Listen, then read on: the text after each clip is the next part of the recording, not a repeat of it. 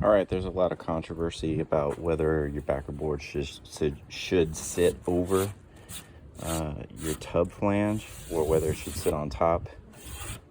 My tile guy said that he wants it to sit over the tub flange, but to be spaced off the tub about 1/8 of an inch. So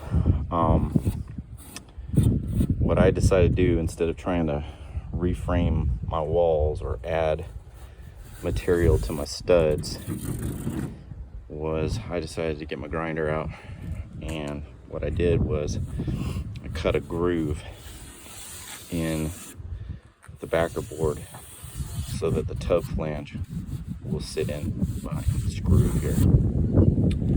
Now it obviously makes your board thinner near the bottom, but I still think that this is superior to, you know, just trying to cram some thin set in there or put some tape and some thin set in there and hope it holds.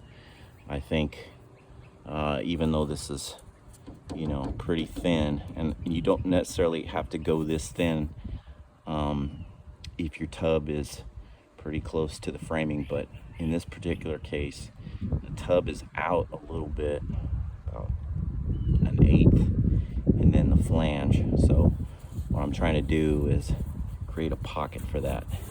Anyway, it took me like 5 minutes to grind out this groove. I'll let you know how it works.